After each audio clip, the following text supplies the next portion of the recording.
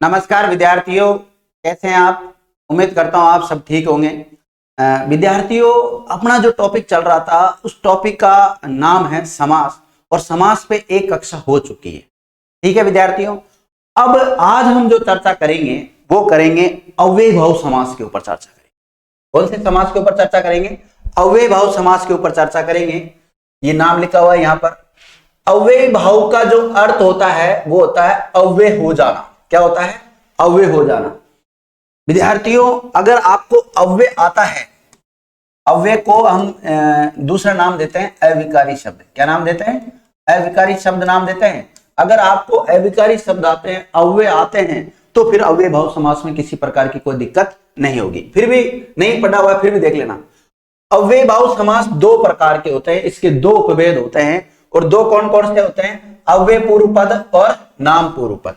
देखिए, समास में कम से कम दो पदों का होना जरूरी है।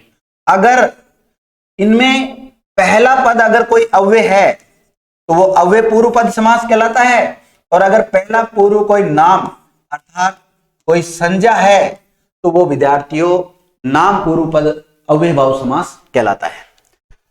अब अव्ययभाव समास को पहचानोगे कैसे? पहली बात तो अव्ययभाव समास की एक पहचान होती है कि इसमें पहला पद प्रधान होता है। दो पद होते हैं, पहला और दूसरा, तो इसमें से पहला पद प्रधान होता है।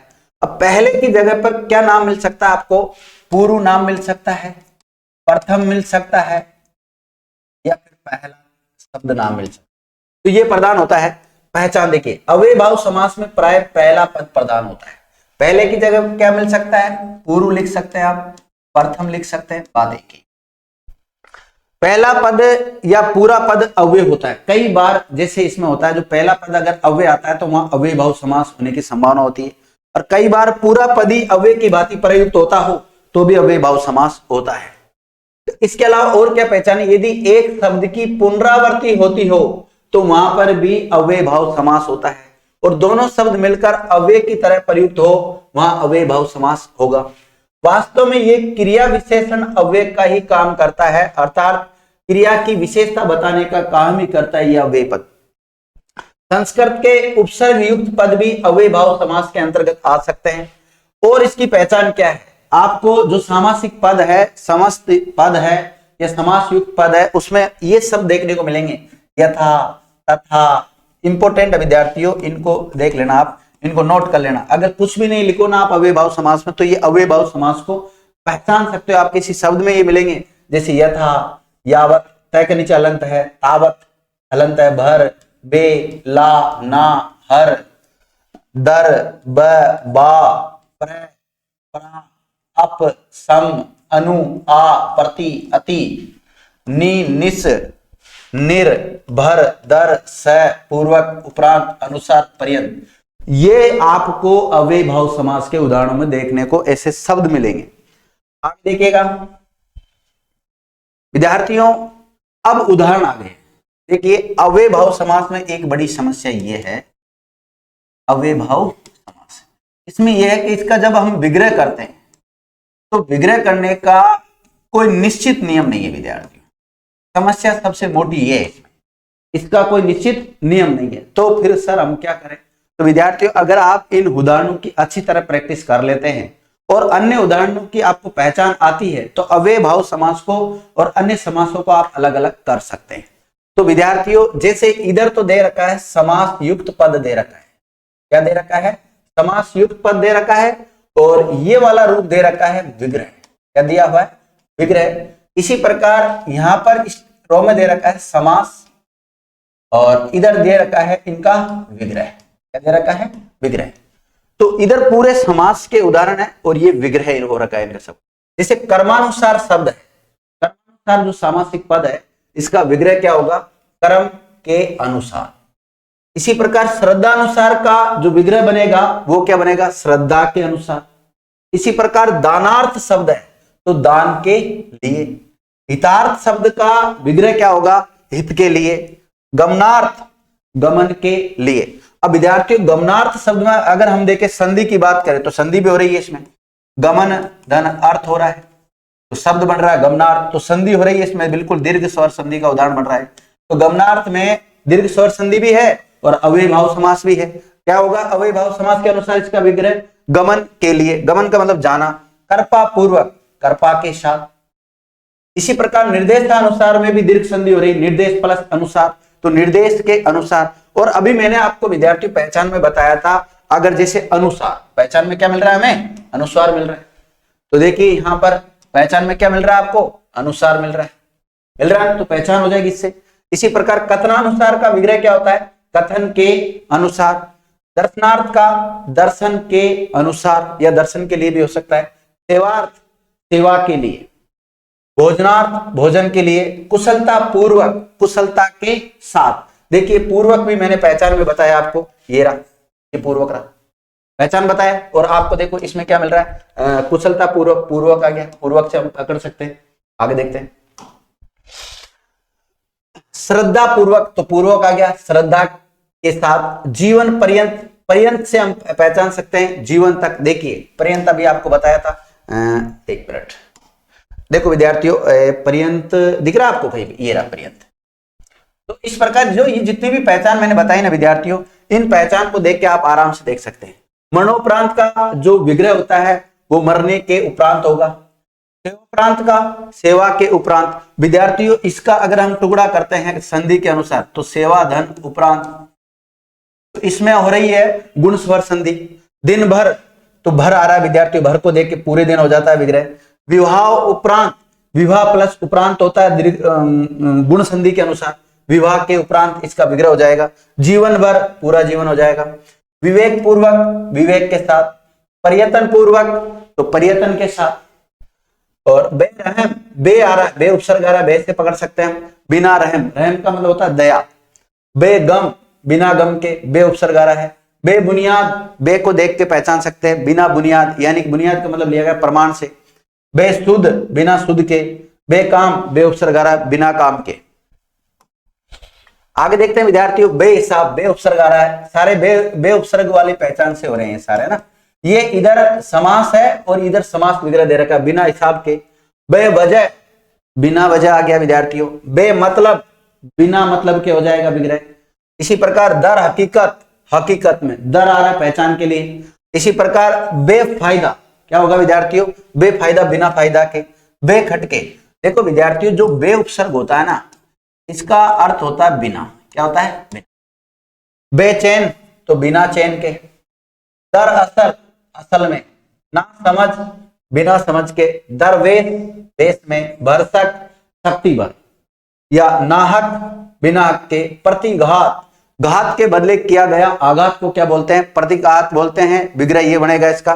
तो प्रति उपसर्ग आ रहा है, प्रति उपसर्ग को देख के हम पहचान सकते हैं कि इसमें अव्ययभाव समास है। प्रतिहिंसा, हिंसा के बदले की गई हिंसा, विग्रह रूप क्या होगा, हिंसा के बदले की गई हिंसा, तो प्रति उपसर्ग आ रहा है। आगे देखते हैं, इसी प्रकार विद्यार्थियों आ बाल वर्ध, आ उपसर्ग आ रहा है, और आ उपसर्ग मैंने इसकी पहचान में लिखा है आपको, यानी कि बाल से लेकर वृद्ध पर्यंत या वृद्ध तक। आपूर्ण, आ उपसर्ग आ रहा है, पूरी तरह से भरा हुआ, उसको बोलते हैं आपूर्ण। आरक्षण, भली भांति रक्षण किया हुआ, उसको बोलते हैं आरक्षण। आ उपसर्ग आ रहा है। अनुदिन, अनु उपसर्ग आ रहा है विद्यार्थियों, दिन पर दिन। अनुरूप, जैसा रूप है वैसा, तो अनु उपसर्ग आ रहा है। प्रतिलिपि, प्रति उपसर्ग आ रहा है। तो प्रतिलिपि का क्या होगा विद्यार्थियों, लिपि के समकक्ष लिपि, इंपोर्टेंट कर लेना इसको। प्रतिक्रिया, प्रति उपसर्ग आ रहा है। क्रिया से प्रेरित क्रिया क्या होती है, प्रतिक्रिया। आजानुभाव, तो विद्यार्थियों आजानुभाव जो शब्द है इसका विग्रह होता है जानु से भाव तक, तक की जगह पर आपको पर्यंत शब्द भी मिल सकता है। आजानुभाव पुरुषोत्तम श्री राम के लिए भी रूढ़ हो चुका है, इसलिए यह उदाहरण बहुव्रीहि में भी जाता है और अव्यय भाव में जाता है। और मैंने बताया सभी समासों का जो राजा है वो बहुव्रीहि समास है। अगर कोई सामासिक पद या समास युक्त पद बहुव्रीहि में भी जाता है और अन्य पद में भी जाता है और दोनों आ जाते हैं, तो वहां प्रथम वरीयता बहुव्रीहि को देनी होती है। इसी प्रकार सकुशल, कुशलता के साथ। सपरिवार, सपरिणाम, परिणाम के सहित, क्या आ जाएगा, परिणाम के सहित। आगे देखते हैं, अनुगमन, अनु उपसर्ग आ रहा है, अनु को देख के पहचान सकते हैं। गमन के पीछे गमन। अनुस्मारक, स्मारक की तरह का पत्र, यानी कि स्मृति दिलाने वाला बोलते हैं स्मारक को। अनुकरण, करण के अनुसार, करण का मतलब लिया करने से लिया गया है। अनुदेश का विग्रह क्या होगा? देश के अनुसार। अनुक्रम का कर्मानुसार यानी कर्म के अनुसार हो जाता है। इसी प्रकार अनुगुण, गुण के योग्य। निकम्मा, काम न करने वाला, नि उपसर्ग आ रहा है। नियंत्रण, ठीक तरह से नियंत्रण करना। अत्युत्तम, उत्तम से उत्तम, अति उपसर्ग आ रहा है, पहचान में मैंने लिखा है आपको। और इसमें विद्यार्थियों यण सवर संधि भी हो रही है। अतीन्द्रिय, इंद्रियों से अतीत, अतीत का मतलब होता है परे, दूर, अतीन्द्रिय बोलते हैं। इसमें भी दीर्घ संधि हो रही है, अति प्लस इंद्रिय। अत्यधिक, तो अति प्लस अधिक, इसमें यण संधि हो रही है, अति धन अधिक होता है, अधिक से अधिक। अतिसार, अति प्लस सार, अति उपसर्ग आ रहा है, सार की अति। और अतिसार किसको बोलते हैं? जो दस्त लग जाते हैं उनको बोलते हैं विद्यार्थियों। निर्धन, इसका नि उपसर्ग आ रहा है विद्यार्थी, इसमें कौन सा? कौन सा उपसर्ग आ रहा है? निर उपसर्ग आ रहा है। निर्धन, धन होता है। और अगर इसको हम विसर्ग संधि के अनुसार करेंगे तो नि धन हो जाता है। और अगर निर्धन का धन से रहित विग्रह हो जाएगा। निर्भय, भय से रहित। निरहंकार, अहंकार से रहित। सावधान, अवधान सहित। सावधान में विद्यार्थियों दीर्घ संधि स प्लस अवधान होता है, इसका क्या होता है? सावधान होता है। आगे देखते हैं। तो विद्यार्थियों एक शब्द है वो कभी संधि में जाता है, कभी उपसर्ग में जाता है, कभी प्रत्यय में जाता है। उस शब्द का अच्छी तरह पोस्टमार्टम करना आना चाहिए आपको। नियमन, ये ठीक तरह से नियमन करना यानी कि रोकना। अत्याधुनिक, आधुनिक से भी आधुनिक इसका विग्रह होगा। अत्यल्प, बहुत ही अल्प या अल्प की अति हो जाएगा। अनुसार, जैसा सार है वैसा। भूतपूर्व, जो पूर्व में नहीं हुआ हो, इस प्रकार से इसका विग्रह होता है। अकारण, बिना कारण। असमुद्र, असमुद्र यानी कि समुद्र पर्यंत या समुद्र तक। निर्दोष, दोष से रहित। निर्विकार, विकार से रहित बन जाता है। अत्यावश्यक, अति प्लस आवश्यक बन जाता है। इसका क्या होता है विद्यार्थियों? अति धन आवश्यक होता है, आवश्यक। इसमें भी यण सवर संधि का नियम काम कर रहा है। सानुज, अनुज के साथ दीर्घ संधि काम कर रही है इसमें। कौन सी? सधन अनुज होता है, अनुज होता है सानुज। नियोग, ठीक तरह से योग, स्थापना या रखना। निमंत्रण, भली प्रकार से मंत्रण। नियमन, विशेष बंधन से युक्त। आगे देखो विद्यार्थियों, और आ रहा है अनुकृति, जैसी कृति है वैसी, इसका विग्रह हो जाता है। आ जानू, घुटने तक या घुटने पर्यंत। अनुबंध, बंध की तरह का बंध। अनुचिंतन, चिंतन के बाद किया जाने वाला चिंतन। अनुगामिनी, पीछे चलने वाली स्त्री को क्या बोलते हैं? अनुगामिनी। आपाद मस्तक, पाद से लेकर मस्तक तक। प्रतिशत, प्रत्येक शत, प्रति उपसर्ग आ रहा है। प्रत्यारोप, आरोप के बदले आरोप, उसको प्रत्यारोप बोलते हैं। विद्यार्थी अपने पास एक चीज की कमी नहीं है, वो क्या है? उदाहरण। उदाहरण भरपूर मिलेंगे आपको। तथा, प्रजा, तथा विद्या, देखो यथा, तथा, ये सब विद्यार्थी अव्यय होते हैं। क्या होते हैं? ये अव्यय होते हैं। पहचान में मैंने लिखा है। यह तथा प्रजा का होता है वैसी प्रजा, और यथा प्रजा का जैसी प्रजा होता है। प्रतिपल, हर पल। प्रत्यंग, प्रत्येक अंग। प्रत्युपकार, उपकार के बदले किया गया उपकार क्या होता है? प्रत्युपकार। यथा संभव का विग्रह क्या होगा? जितना संभव हो सके या जैसा संभव हो। साफ, साफ, साफ के बदले साफ या बिल्कुल साफ। प्रत्याशा, आशा के बदले की गई आशा, प्रत्याशा इसका विग्रह होगा। प्रतिबिंब, बिंब का बिंब। प्रत्युत्तर, उत्तर के बदले दिया गया उत्तर। तथा गति, वैसी गति। प्रतिक्षण, हर क्षण या प्रत्येक क्षण। लापरवाह, जिसे परवाह न हो, बिना परवाह के। ठीक है। असमुद्र हो गया, बता दिया अभी मैंने, समुद्र तक। अनुकूल, जैसा कूल है वैसा। यथा अवसर, अवसर के अनुसार या जैसा अवसर है। यथा कर्म, कर्म के अनुसार। यथा स्थान, जो स्थान निश्चित है या स्थान के अनुसार भी आ सकता है। यथा योग्य का विग्रह क्या होगा? जितना योग्य है। यथा समय, जो समय निश्चित है या समय के अनुसार। बा पर्दा, पर्दे के साथ। लावारिस, जिसका लावारिस वारिस नहीं हो, जिसका मालिक नहीं हो। या धर्म, जब तक धर्म है विद्यार्थियों। और निष्पाप, बिना पाप के। बशर्ते, शर्त के साथ। बै यहां पर उपसर्ग आ रहा है, और बै या बा जो उपसर्ग होता है इसका अर्थ निकलता है साथ से। किससे निकलता है? साथ। ठीक है। ला इलाज, जिसका इलाज ना हो। यावत समय, जब तक समय है, इसका विग्रह हो जाता है। आगे देखिए, यथा गति, गति के अनुसार। यथोचित, जैसा उचित है या उचितता के अनुसार। यथा कर्म, जैसा कर्म है, कर्म के अनुसार। यथा स्थिति, जैसी स्थिति है। बेफायदा, बिना फायदा के। निरामिष, आमिष रहित। प्रतिलिपि वापस आ गया विद्यार्थी है, लिपि के समकक्ष लिपि। अनुसंधान, संधान के बाद संधान करना, यानी खोज करने के बाद फिर पुनः खोज करना, उसको क्या कहते हैं? अनुसंधान कहते हैं। प्रतिनियुक्ति, नियमित नियुक्ति के बदले की गई नियुक्ति को क्या बोलते हैं? प्रतिनियुक्ति, इंग्लिश में बोलते हैं डेपुटेशन। अतिवृष्टि, अति उपसर्ग आ रहा है, वृष्टि की अति, वृष्टि का मतलब होता है वर्षा। निगोड़, बिना गोड़ के, गोड़ का मतलब होता है पैर, यानी कि जिसके पैर नहीं है उसको बोलते हैं निगोड़। निर्विवाद, बिना विवाद के। आगे देखो विद्यार्थियों, नीरव, रव, रव का मतलब लिया गया विद्यार्थियों यहां पर ध्वनि से लिया गया है। और जो अगर हम इसका संधि के अनुसार, विसर्ग संधि के अनुसार टुकड़ा करते हैं तो नी विसर्ग रव होता है। मैंने जो अंतिम नियम बताया था, सेकंड लास्ट नियम बताया था विसर्ग संधि का, 10वां नियम, वो नियम काम कर रहा है। बेहया, बिना या के, बे उपसर्ग आ रहा है, हया का मतलब होता है शर्म। बेरहम, वापस आ गया ये। बेहिसाब, बिना हिसाब के। प्रत्येक, अक्षी के सामने, अक्षी का आंख हो जाता है विद्यार्थियों, ठीक है। भर पेट, पेट भरकर। जीवन भर, पूरे जीवन। यावत जीवन, जब तक जीवन है। इतरेतर, इतर से इतर, अलग अलग। अत्याचार, आचार का अतिक्रमण, अत्याचार होता है। इसी प्रकार प्रत्यक्ष, अक्षी के सामने। प्रतिशत, प्रत्यक्षत। आजीवन, जीवन पर्यंत बनता है विद्यार्थियों। आकंठ, कंठ तक आ उपसर्ग आ रहा है। बेफायदा, बे उपसर्ग आ रहा है, बे से पहचान सकते हैं, बिना फायदा के। प्रयत्न पूर्वक, पूर्वक आ गया, प्रयत्न के साथ। सानंद, आनंद सहित, आनंद के साथ। और इसी प्रकार सप्रमाण, प्रमाण के साथ। अत्याचार, आचार का अतिक्रमण। निरोग, बिना रोग के। यथामति, जैसी मति है, मति का मतलब बुद्धि। यथा शीघ्र, जितना शीघ्र हो। यथा विधि, यथा अव्यय आ रहा है। यथा शक्ति, शक्ति के अनुसार। यथा संभव, यथा जैसा संभव है। यथार्थ, जैसा अर्थ है वैसा, या अर्थ के अनुसार भी हो सकता है। सार्थक, अर्थ सहित। सशक्त, शक्ति के सहित। इसी प्रकार बखूबी, ब उपसर्ग आ रहा विद्यार्थियों, ब से पहचान सकते हैं, खूबी सहित। बा अदब, बा उपसर्ग आ गया, दोनों का मतलब साथ होता है। अदब सहित। शिष्टाचार, अदब का मतलब होता है शिष्टाचार। क्या होता है विद्यार्थियों? शिष्टाचार। लूटम, लूट, मैंने कहा ना किसी शब्द की अगर पुनरावृत्ति हो जाती है तो वहां पर अव्यय भाव समास होता है। तो इसका विग्रह क्या होगा लूटम लूट का? लूट के बाद लूटना, लूट के बाद लूटना।